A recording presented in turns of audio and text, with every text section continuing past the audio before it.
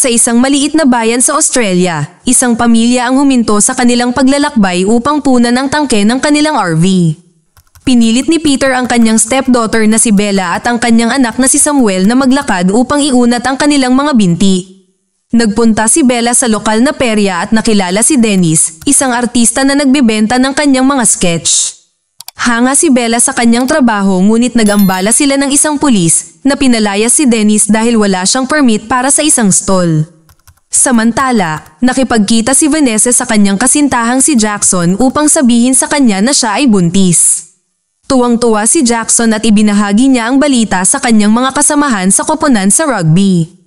Biglang may ingay na sumisigaw na nagpasakit sa tenga ng lahat at napagtanto ni Vanessa na galing ito sa speakers ng kanyang sasakyan kaya pinatay niya ang makina. Sa gabi, magsisimula ang rugby match at karamihan sa mga tao sa bayan ay pumupunta para manood nito. Malinaw na may ilang tensyon sa pagitan ng mga manlalarong sina Jackson at Matt. Ang pamilya ni Peter ay nasa paligid pa rin dahil hindi nila mahanap si Bella, kaya sinabi niya kay Samuel at sa kanyang asawang si Jenny na maghintay sa RV habang siya ay tumitingin sa paligid. Sa kalaunan ay nakita niya si Bella na nanunood ng rugby match at pinagalitan siya sa hindi paggugol ng oras sa pamilya, ngunit hindi nakinig si Bella. Biglang namatay ang kuryente sa stadium at maririnig ang mga pagsabog sa di kalayuan habang lumilitaw ang mga makukulay na ilaw sa kalangitan. Ang mga dilaw na ilaw ay lumalapit at nagpapakita ng mga dayuhang spaceship na nagpaputok ng kanilang armas sa buong bayan. Nagtatakbuhan ang mga tao sa takot, ngunit hindi lahat ay nakaligtas at sa lalong madaling panahon, maraming namatay dahil dito. Sinubukan ni Bella na makatakas ngunit itinulak siya sa lupa. Mabuti na lang at nakita siya ng bayaw ni Matt na si Marcus at tumakbo upang tulungan siya. Halos hindi na sila makagalaw bago matagpuan si Bella ng kanyang ama, kaya naiwan si Marcus mag-isa. Sa sandaling iyon ang mga dayuhan mismo ay dumarating sa Earth at pinaputukan nila ang mga taong bayan na naglalakad habang ang mga spaceship sa himpapawid ay patuloy na nagbibigay ng backup. Hinuli rin nila ang ilang tao at hinihila sila hawak ang mga buhok nito. Nakita ng asawa ni Matt na si Amelia na kinikidnap ang kanyang ina at gusto siyang tulungan, ngunit masyadong delikado kaya hinila siya ni Matt para tulungan si Marcus. Ang ilang mga lalaki ay sumusubok na maghagis ng mga bagay sa mga dayuhan, ngunit ang mga random na bagay ay walang laban sa baluti nila at ang mga dayuhan ay patuloy lamang sa pagbaril. Sinubukan din ng mga pulis na magpaputok, ngunit walang epekto. Habang sumasabog sa buong lugar, nakarating sina Bella at Peter sa kanilang RV. Napansin ni Bella si Marcus at ang kanyang pamilya na naghahanap ng matataguan at tinawag sila. Habang tumatakbo ang grupo para magtago sa loob ng RV, nag-aalala si Peter dahil hindi pa rin bumabalik sina Samuel at Jenny at pinag-isipan pa nilang hanapin sila. Gayunpaman, itinuro ni Matt na kailangan nilang umalis bago sila mapatay sa parehong oras na ang isang shot ay tumama sa tuktok ng RV na ginawa ang kanyang punto. Sumasabog ang mga kotse sa malapit at nakita ni Amelia sina Jackson at Vanessa. Kaya tinawag niya sila para makapasok din sa RV habang napatay ang isa pang miyembro ng team. Bumalik si Jackson para tingnan ang kaibigan ngunit huli na ang lahat at kinaladkad siya ni Vanessa. Kapag nakasakay na ang lahat, hindi pinansin ni Peter ang dumudugong tao sa bintana at nagmaneho. Kailangan niyang iwasan ang grupo ng mga pagsabog, apoy, tumatakbong mga tao, at gumuguho ng mga stand, ngunit kalaunan ay nakaalis ang RV sa bayan at tumawid sa kanayunan. Di nagtagal, nagsimulang sumunod sa kanila ang isang spaceship, ngunit sa kabutihang palad, sa wakas ay lumitaw ang Air Force at pinabagsak ang alien spaceship. Lumabas si Matt sa RV para tingnan ito ng mabuti ngunit wala siyang nakitang katawan, ibig sabihin, drone ang spaceship. Sa sandaling iyon ay may nakikita silang mga ilaw na papalapit at natakot, ngunit ito ay isang truck lamang kasama sina Arnold at Dennis na may alam na isang lugar kung saan pwedeng magtago. Sabay-sabay na umalis ang mga sasakyan at ginabayan sila ni Dennis patungo sa isang abandonadong timber mill sa kagubatan. Ang grupo ay nanatili para sa gabi at sumang-ayon na magpasya kung ano ang gagawin sa umaga. Kinaumagahan, natuklasan ng grupo ang isang malaking spacecraft na umaaligid sa itaas ng lugar. Nagsimula ang isang argumento sa kung paano magpapatuloy, kung saan ipinahayag na si Peter ay nasa kulungan ng 7 taon at pinalaya lamang noong 1 buwan. Ang ilan sa mga lalaki ay gustong umalis, Ngunit sila ay sumang-ayon na manatili ng isa pang araw kapag binanggit ni Matt na pupunta siya sa bayan upang makita kung mahahanap nila ang kanilang mga pamilya.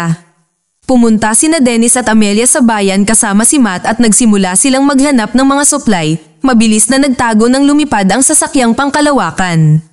Kapag ito ay nawala, sila ay patuloy na gumagalaw at natuklasan na ang mga dayuhan ay pinagsama-sama ang lahat ng mga bilanggo na kanilang kinuha. Sinundan sila ng 3 at natagpuan ang lahat ng mga bilanggo sa likod ng isang laser gate na sumusunog sa mga humahawak dito. Nagtanong si Amelia tungkol sa kanyang ina at nalaman niyang inilipat na siya sa isang pabrika. Sa sandaling iyon ay lumitaw ang mga dayuhan kaya kailangang tumakas ang 3 at magtago sa matataas na damo habang pinapanood kung paano dumapo ang isang malaking istruktura sa tuktok ng bayan.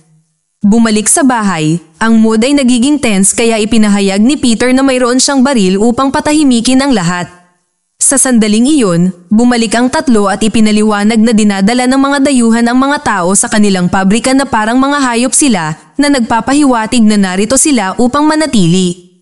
Bigla silang nakakita ng ilaw sa labas at napagtanto na sinundan ng mga dayuhan ang 3 nang tumakbo sila pabalik. Nagmamadaling magtago ang lahat nang may pumasok na dayuhan at nagsimulang maghanap sa bahay. Pinaputukan ito ni Peter mula sa likuran, gayunpaman, hindi man lang nagawang saktan ng baril ang alien dahil sa makapal na baluti nito. Ang alien ay malapit nang barilin siya, kaya't hinarap ito ni Matt at sinimulan itong labanan pagkatapos itong desarmahan para lamang madaling madaig. Kinuha ni Vanessa ang baril ng alien at pinaputukan ito na iniligtas si Matt sa tamang oras. Kasabay nito, ang isa pang dayuhan ay umabot sa mga dingding at sinunggaban si Dennis, sinusubukang sakalin siya. Tumakbo si Arnold at hinila ang braso ng alien, dahilan para tumumba ang pader at si Dennis kasama ng alien. Ang iba ay lumabas at hinawakan ng alien habang sinusubukang bugbugin ito, ngunit ang isang crowbar ay hindi sapat.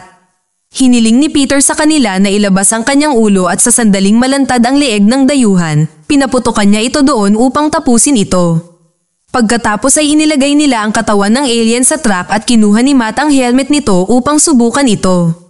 Lumalabas na ang mga helmet nila ay nalalaman ng anumang bagay na nabubuhay. Ibig sabihin, ang isang tao ay hindi nakikita kung sila ay nagtatago sa mga halaman. Ang mga lalaking marunong bumaril ay nagtuturo sa iba pang grupo kung paano gawin ito, sa paraang iyon ay magagamit nila ang mga baril mula sa 2 alien na kanilang napatay. Sa pamamagitan ng pagtatago sa kagubatan, hinihintay ng grupo ang mga dayuhan na dumaan at pinagbabaril sila mula sa malayo na epektibong pinabagsak ang kanilang bilang. Kung mas maraming dayuhan ang kanilang matalo, mas maraming baril ang kanilang maiipon na nagpapahintulot sa kanila na simulan ng pag-atake sa mga container na may dalang mga bilanggo ng tao upang iligtas sila. Marami sa mga nakaligtas na ito ay sumali rin sa kanilang laban at nabuo ang isang komunidad sa kagubatan kung saan nagtutulungan ang mga tao upang mabuhay. Habang tumatagal, nahuhulog na si Bella kay Dennis. Gayunpaman, ang malaking sasakyang pangkalawakan ay hindi pa rin umaalis sa bayan. Isang araw, nilaso ng mga dayuhan ang tubig, kaya napilitan ang komunidad na lumipat sa mas mataas na lugar. Sa oras na mahanap ng mga dayuhan ang kanilang kampo, lahat ay wala na. Ang digmaan laban sa mga dayuhan ay hindi tumitigil at ang magkabilang panig ay madalas na natatalo ng mga tao sa labanan, ngunit ang mga tao ay palaging nagtsatsaga salamat sa kanilang taktika ng pagtatago sa mga halaman. Sa pag-asang takutin ang mga dayuhan, sinimulan ng mga tao na ipakita ang mga ulo ng kanilang napabagsak na mga kaaway sa mga spike at ang mga katawan ay nakabitin sa mga puno. Makalipas ang 8 buwan, tumatakbo sina Amelia at Matt sa isang field para makatakas mula sa ilang alien spaceship. Bigla silang nakarinig ng ingay at natuklasan ng isang sugatang babae na nagngangalang Chloe na tinutukan sila ng baril. Ipinaliwanag nila na narito sila para tulungan at pakalmahin siya, na tumutulong kay Chloe na ibahagi ang kanyang karanasan. Ang mga dayuhan ay nag-eksperimento sa kanya at kalahati ng mga bilanggo, habang ang iba pang kalahati ay pinilit na magtrabaho sa pagtatanim ng mga dayuhan na pagkain. Nagnakaw si Chloe ng isang kumikinang na aparato bago siya tumakas at ibinigay ito kay Amelia kasama ang baril.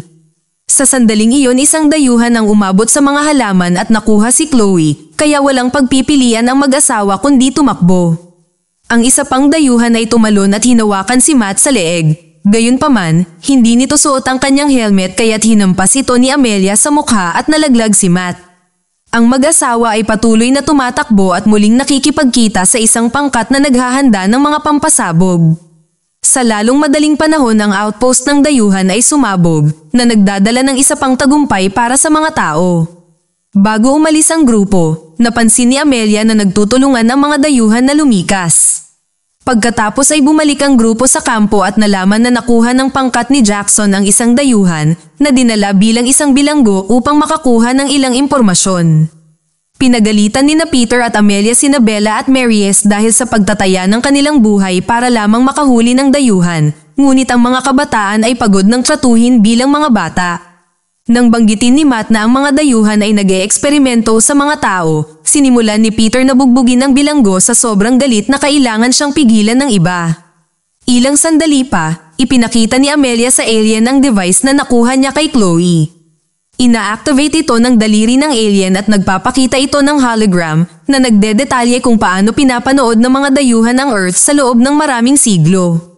Biglang pinatay ni Matt ang device at isang frustrated na si Amelia ang nagmamadaling lumabas ng tent. Samantala, ipinakita ni Dennis kay Bella na sinusunog niya ang lahat ng kanyang pera dahil wala itong halaga sa kasalukuyang mundo. Dahil sa inspirasyon ng kanyang pilosopiya, itinapon din ni Bella ang kanyang telepono sa apoy. Pagkatapos ay niregalo sa kanya ni Dennis ang isang larawang ginawa niya tungkol sa kanya at ang dalawa ay naghanap ng pribadong lugar para pakawalan ang kanilang naipong enerhiya. Bumalik kay Matt, sinabi niya sa iba kung ano ang nakita niya sa hologram at nagpasya si Peter na oras na para patayin ang bilanggo. Nagprotesta si Jackson dahil sa tingin niya ay magagamit pa rin nila ito para sa impormasyon, ngunit itinulak lang siya sa tabi at pinatay ni Peter ang alien hanggang sa mamatay ng may matinding galit. Maya-maya, inanunsyo ni Matt na babalik sila sa pabrika para iligtas ang natitirang mga bilanggo. Pupunta si Jackson kahit na mas gusto ni Vanessa na manatili siya dahil malapit nang lumabas ang sanggol. Kasabay nito, umalis si Amelia sa kampo ng mag-isa at nakahanap ng isang sakahan kung saan pinapanatili ng mga dayuhan ang mga tao bilang mga manggagawang alipin.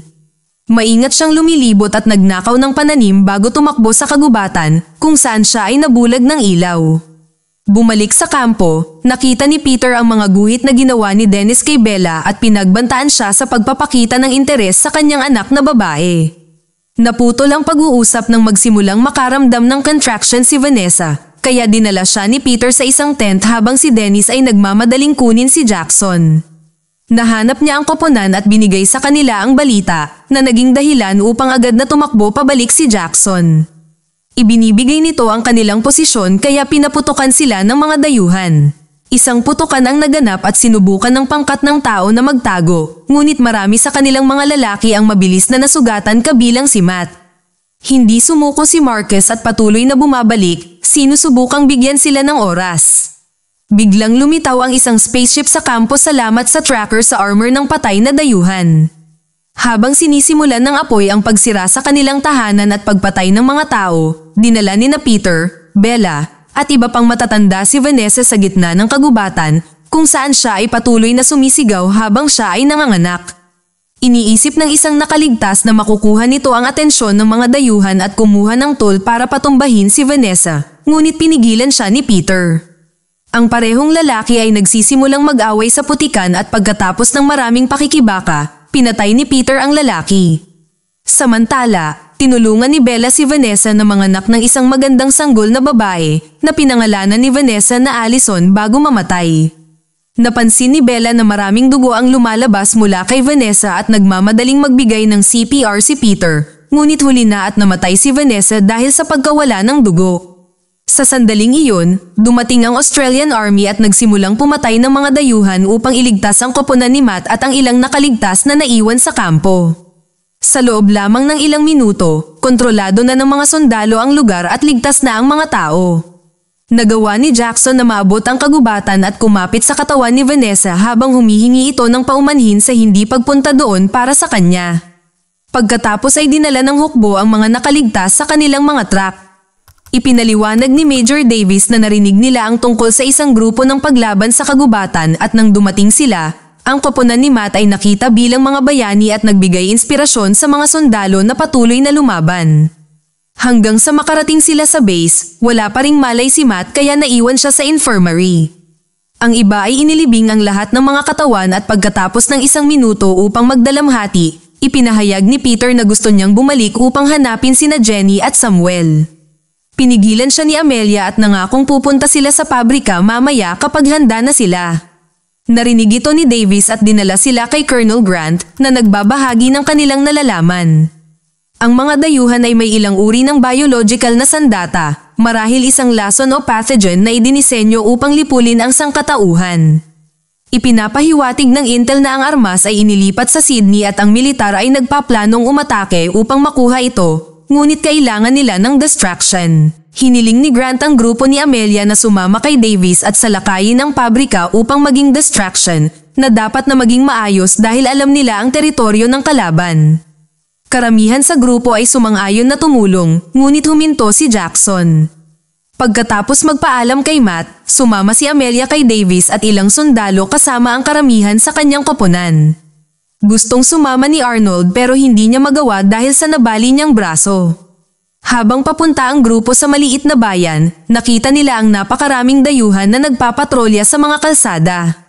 Nagpaputok sila upang lumikha ng usok bilang takip at lumihis sa bukid upang magtago sa mga pananim.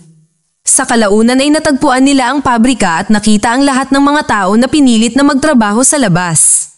Isang babae ang nagtangkang tumakas, ngunit agad na binaril. Sa mga manggagawa, nakita ni Peter sina Samuel at Jenny. Bumalik sa base, si Grant ay nakatanggap ng isang nakababahalang ulat. Ang Air Force ay nagkakaproblema sa pakikipaglaban sa mga dayuhan sa Sydney dahil mayroong mas maraming spaceship kaysa sa inaasahan.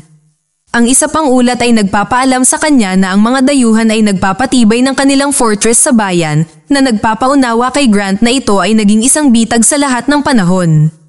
Ang sandata ay hindi kailanman ginalaw. Ito ay nasa bayan pa rin, na naghihintay ng paglaban upang wakasan sila. Sinabi ni Grant kay Jackson ang lahat at ipinaliwanag na hindi na siya makakapagpadala ng higit pang mga sundalo dahil walang silbi na lumaban kung mauubos lang sila. Isang desperado na si Jackson ang tumakbo sa infirmary at naghagis ng tubig kay Matt para ipaalam sa kanya ang sitwasyon. Pumayag si Matt na tumulong, at bago umalis, hiniling ni Jackson kay Arnold na alagaan ang kanyang anak. Pagkaalis ni na Jackson at Matt sakay ng kotse, nakita ng mga sundalo ang pulang usok na nangangahulugang natagpuan na sila ng mga dayuhan. Hindi nagtagal ay nagsimula ang isang putok ng baril habang ang nilalang ay nagsimulang sumulong, pinapatay ang sinumang tao na maglakas loob na lumaban. Kasabay nito sa bayan, nagsimulang tumakbo ang grupo ni Davis sa bukid at pinaputukan sila ng mga dayuhan, kaya dito na rin nagsimula ang labanan. Nahulog si Amelia at sa isang segundo ay nahihirapan sa pandinig, ngunit ang makitang lumalaban ang iba ay nagsisilbing inspirasyon sa kanya na magpatuloy. Sa malapit, narinig ni Matt ang mga pagsabog at pag-aalala tungkol kay Amelia, ngunit ipinaalala ni Jackson sa kanya na priority nila ang hanapin ang bioweapon. Ang dalawa ay pumuslit sa loob ng pabrika at agad na binaril ang alien na humahawak sa control panel. Habang nataranta ang mga bilanggo, pinaputukan sila ng isa pang dayuhan, kaya bumaril si Jackson habang sinusubukang gamitin ni Matt ang computer. Hindi niya ito maintindihan, kaya sa huli ay ibinaba niya ang control panel bago ginabayan ang mga bilanggo palabas. Pinabagsak ni Jackson ang alien, pagkatapos ay nag-set up siya ng mga pampasabog sa buong pabrika. Sa labas, ang koponan ni Davis ay patuloy na nakikipaglaban sa mga gwardya, ngunit ang mga bagay ay nagsimulang maging mahirap kapag ang mga dayuhan ay naglabas ng isang espesyal na kanyon. Samantala, si Matt ay nakatagpo ng 2 pang alien at binaril ang una, ngunit naubusan siya ng bala at kailangang patamaan ang isa pa gamit ang baril para patumbahin ito. Susunod, ginamit niya ang aparato ni Chloe sa computer at nalaman na umalis ang mga dayuhan sa kanilang planeta dahil naging kaparangan ito. Nakatayo lang ang bioweapon doon sa mesa at hinawakan ito ni Matt para lang atakihin ang alien na nagising. Inabala siya ni Matt sa pamamagitan ng pagbabanta na sisirain ang bioweapon at nagawa nitong itumba muli. Sa sandaling iyon, lumitaw ang isang dayuhan na marunong magsalita ng Ingles kasama ang ilang mga gwardya na nagsasabi kay Matt na ihulog ang armas. Gayunpaman, nagbanta si Matt na sisirain ito, kaya umatras ang mga gwardya. Sinabi sa kanya ng dayuhan na ang mga tao nito ay natuto sa kanilang pagkakamali at hindi sila sisira ng isa pang planeta na kung ano mismo ang ginagawa ng mga tao sa Earth. Sa sandaling iyon ay nagpaputok si Jackson at ginamit ni Matt ang distraction para tumakas. Sa bukid at base, ang mga tao ay nalulupig at maraming tao ang nasaktan. Sa kabutihang palad, nakatawag sila para sa backup at ang Air Force ay dumating sa tamang oras upang gumanti. Ang mga sasakyang pangkalawakan ay binaril at ang mga dayuhan sa lupa ay binomba. Dahan-daang nagbabalik ng pag-asa para sa mga tao na manalo sa laban na ito. Ginagamit ni Davis ang pagkakataong atakihin ng alien na humahawak ng kanyon para lamang mabilis na madaig at itinapon sa lupa. Ito ay sapat na pambungad para sa mga alipin na bumangon at sumama sa laban kahit na hindi sila armado. Naganap ang kaguluhan sa bukid at nang magambala ang alien, sumakay si Davis sa kanyon at pinatay ito. Sa loob ng pabrika, nakahanap si Matt ng isang lugar na mapagtataguan at natuklasan niyang duguan siya. Gumagamit siya ng radyo para makipag-ugnayan kay Amelia at sinabi sa kanya na pipigilan niya ang mga dayuhan gamit ang mga pampasabog, ngunit mamamatay siya sa proseso. Umiiyak si Amelia at nagpalitan sila ng mga salita ng pagmamahal bago bumalik sa laban. Sa sandaling iyon ay sinundan siya ng mga dayuhan, kaya binaril sila ni Matt upang makagambala sa kanila bago ihagis ang bioweapon kay Jackson. Sa kasamaang palad, kapag tumalon si Jackson, siya ay binaril. Dahil wala na si Vanessa, nagpa siya si Jackson na pasabugin niya ang mga pampasabog, kaya kinuha ni Matt ang bioweapon at nagsimulang tumakbo muli. Patuloy na namamatay ang mga tao sa buong bukid at base militar. Sa loob ng pabrika, binaril ni Jackson ang mga dayuhan upang magbigay ng oras para kay Matt at kalaunan, pinasabog niya ang mga pampasabog na nagpabagsak sa pabrika sa isang malaking pagsabog. Nang makita ito, sumuko ang mga dayuhan at sa wakas ay muling nakasama nina Peter at Bella sina Jenny at Samuel. Napaiyak sina Amelia at Marcus sa pagsabog, iniisip na wala na si Matt. Nang maglaon sa base, inanunsyo ni Grant na nanalo din ang koponan sa Sydney, kaya nagsisimula ng mabawi ng mga tao ang ilang lupain. Sa sandaling iyon ay nakita ni Amelia ang bioweapon na dinadaanan at natuklasan na si Matt ay buhay. Mainit ang reunion nila pero kailangan din nilang sabihin kay Arnold at sa baby na wala na si Jackson. Sinabi ni Matt kay Amelia ang nakita niya sa computer, kaya nilapitan ni Amelia ang isang alien na preso at pinutol ang mga lubid sa mga kamay nito. Pagkatapos ay inalok niya ang kanyang kamay na nagsasabing dapat silang magtulungan. Sumang-ayon ang dayuhan na makipagkamay, umaasa para sa isang mas magandang kinabukasan para sa parehong lahi. Si Matt, Amelia, at ang karamihan sa kanilang koponan ay umalis kasama ang militar na handang magpatuloy sa pakikipaglaban sa ibang bahagi ng mundo. Mag-subscribe para sa higit pang mga video na tulad nito, i-on ang notification at mag-iwan ng like para matulungan ang aming channel. Salamat sa panunood.